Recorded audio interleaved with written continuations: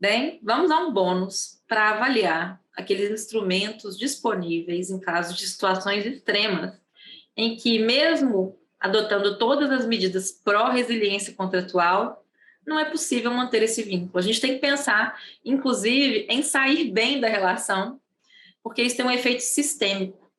Quando a gente tem por hábito, né, a administração tem por hábito, os órgãos de controle têm por hábito, a rescisão brusca e a rescisão que não respeita os requisitos legais e contratuais, isso gera uma mensagem para o mercado. E isso afasta os potenciais investidores e, infelizmente, aprofunda o déficit histórico que o Brasil tem em infraestrutura. Então, é por isso que é muito importante a gente olhar para essas situações extremas, essas respostas extremas, com bastante cautela, com bastante dever de proporcionalidade na hora de aplicá-las, né? Vamos ver quais são e como elas funcionam. A primeira delas é a intervenção.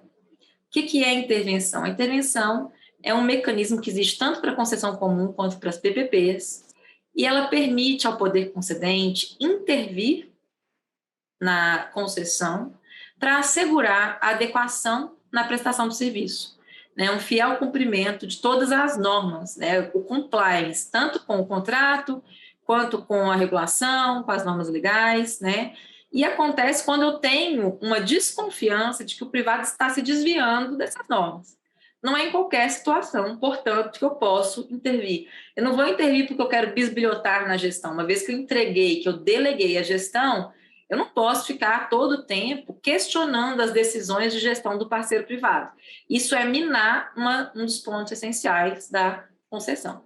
Então, aqui é uma intervenção que acontece por essa suspeita de descumprimento.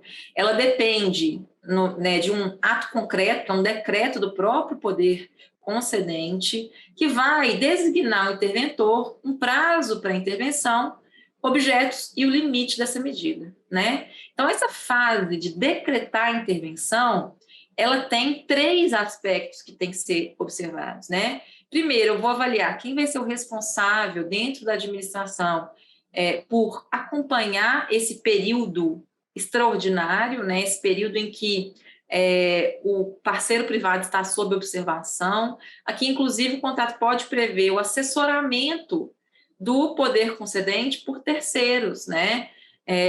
Às vezes, alguns contratos colocam o poder com o auxílio do verificador independente. Podemos prever um terceiro contratado também com experiência e intervenção. Isso tudo aí é possível a depender da modelagem que é feita no contrato. É importante ressaltar que a intervenção é, na sua essência, temporária. Eu não posso ter uma intervenção que dure até o final do contrato, né? Ela tem que ter um prazo para acabar. E ela também é contingenciada, ela tem limites objetivos, né?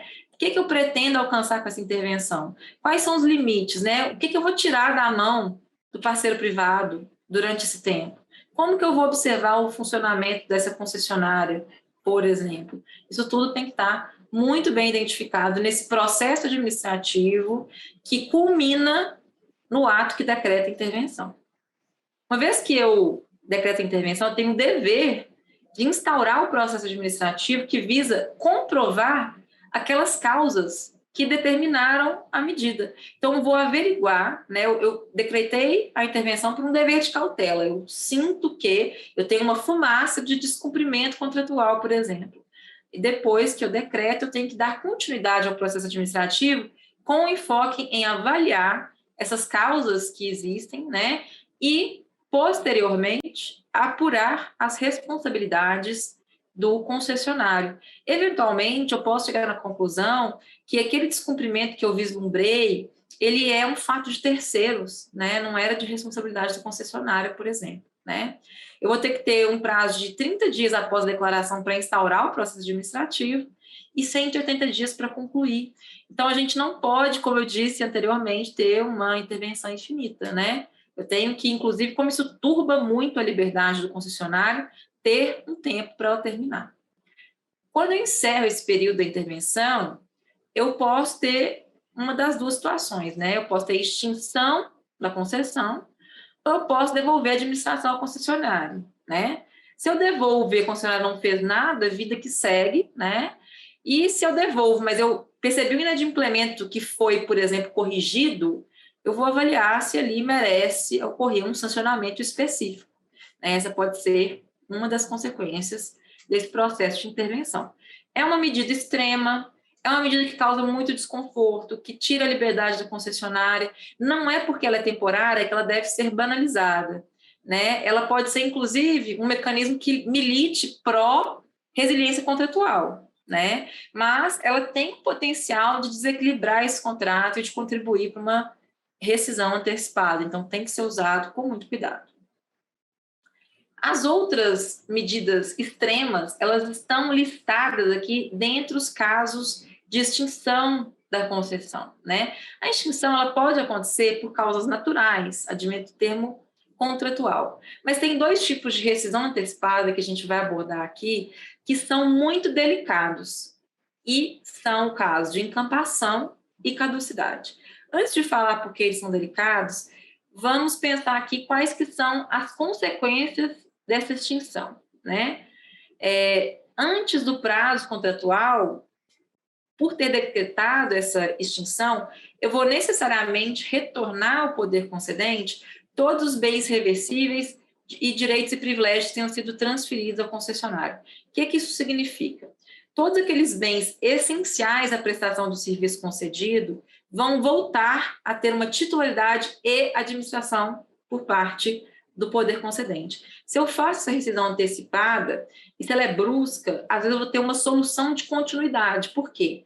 Mesmo com esses bens voltando lá para a mão do poder concedente, muitas das vezes ele não terá condição de assumir imediatamente aquele serviço, mesmo que isso seja uma previsão legal, né? E aqui a gente tem, inclusive, a possibilidade de ter um conflito que surja nessa devolução, né? Naquele procedimento em que eu vou fazer as liquidações, avaliações e levantamentos referentes ao fim desse contrato. Então, é uma situação muito delicada, tanto na encampação quanto na questão da caducidade. Então, vamos falar desses aspectos conceituais de o que é a encampação e o que é a caducidade. A encampação é uma modalidade de extinção antecipada do contrato que acontece por razões de conveniência da administração pública. São razões de interesse público que vão motivar essa rescisão unilateral e antecipada do contrato de concessão. Por ser um contrato que está sendo executado validamente, eu não tenho nenhuma questão de inadimplemento do privado, eu tenho que ter cautelas que justifiquem essa rescisão antecipada. Então, eu só poderei fazer a antecipação da rescisão pela encampação mediante uma lei autorizativa e a indenização prévia do concessionário. A professora Alicia Klein, que coloca esses conceitos lá na enciclopédia jurídica da PUC de São Paulo, que eu vou mandar o link para vocês, eu tenho vários conceitos do mundo das concessões muito bem feitos, muito bem construídos. Ela, por outro lado, vai contrapor esse fenômeno da encampação com outra modalidade de rescisão antecipada, mas que, neste caso, acontece por culpa, por um inadimplemento grave do concessionário. E que tipo de rescisão que é essa? É o que a gente chama de caducidade. A caducidade é uma rescisão, né, uma extinção antecipada do contrato, que acontece em virtude de um descumprimento de obrigações legais ou contratuais. Qualquer descumprimento, professora, pode ser uma simples mora em enviar uma documentação, por exemplo? Não, né? Isso é um tipo de extinção que acontece em circunstâncias muito graves, né? Eu não posso decretar a caducidade diante de infrações de menor relevância, porque isso fere o princípio da proporcionalidade. As consequências da caducidade são muito graves e, eventualmente, podem até comprometer a continuidade da prestação do serviço. E como a gente tem que pensar também nos usuários, eu não posso turbar a continuidade de um contrato que é a concessão, que é duradouro, que envolve investimentos muito pesados por qualquer tipo de inadimplemento. Se for possível, então, manter a concessão, ela deve ser mantida, ainda que eu aplique outras sanções cabíveis que sejam menos gravosas do que a caducidade, como, por exemplo, uma multa proporcional, suficiente, aí de acordo com a gravidade daquela sanção. Então, é importante diferenciar o escopo da encampação do escopo da caducidade. Quando a gente pensa na encampação, o tema da indenização prévia é um aspecto que chama bastante atenção e que até dificulta, na prática, que a encampação ocorra. Né? A gente até brinca que, às vezes, acontecem decretações de caducidade com vício. Né? Seria um caso de encampação que, para fugir desse regime garantista que prima pela indenização prévia, pela existência de uma lei autorizativa, o poder público vai e pula direto para o processo de caducidade sem a devida justificativa. Isso é muito ruim, porque dá um sinal para o mercado de que os projetos de infraestrutura brasileiros não são sérios, né? Isso dificulta a gente criar uma cultura de investimento no país. A encampação, portanto, ela tem esse regime garantista e é justamente porque aqui é uma rescisão em razão de interesse público e não por inadimplemento. E nesse caso, a indenização tem que ser prévia. Vamos falar agora mais desses elementos da indenização na encampação, então? Primeira questão é os bens reversíveis, que vão voltar, portanto, para o poder concedente, que não foram amortizados. Vamos supor que 2 anos antes dessa rescisão, o parceiro privado tenha renovado toda a frota do seu metrô, né? Feito investimentos pesadíssimos que estão ainda no início da amortização. Para que esses vagões, etc., voltem para o poder concedente, ele vai ter que indenizar aqueles bens que não foram amortizados. Pode ter também, nesse caso, a indenização pelos lucros cessantes, pensando na expectativa de receitas que o privado teria até o final daquela relação contratual, e outros danos emergentes também, né? Então, é uma indenização que engloba muitos aspectos e que tem que ser feita com muito cuidado, sob pena de enriquecimento ilícito da administração. Então, antes de tomar essa decisão tão extrema pela encampação, é muito importante avaliar com cuidado tudo que pode ser feito antes de tomar essa medida extrema. É a última ratio, como se falaria os penalistas. A caducidade, por outro lado, a lei exemplifica situações de inadimplemento, né? E são situações de inadimplemento grave. Então, quando tiver, por exemplo, serviço sendo prestado de uma forma inadequada ou deficiente, que seja grave, descumprimento gravoso também de cláusulas contratuais, paralisação de serviços, desde que não seja um caso de caso fortuito ou força maior, ou riscos do próprio poder concedente, vale frisar. Quando esse privado perde condições econômicas, técnicas ou operacionais, né, a gente fala da questão da habilitação. E esse requisito ele tem que ser visto com muito critério, tem que ser algo muito gravoso para justificar a caducidade. Por quê? Esses requisitos, eles são muito importantes lá no início da licitação para ver se quem você vai contratar responde. Aqui já foi constituído uma SPE, com objeto para executar essa concessão. Muitas das vezes, as obrigações mais pesadas de investimento já foram cumpridas, né? Então, a habilitação não tem que ter o mesmo peso em todos os momentos da concessão. Isso é um ponto também importante a ser avaliado em cada caso concreto. Eventualmente, descumprimento de penalidades anteriormente aplicadas pode justificar a caducidade.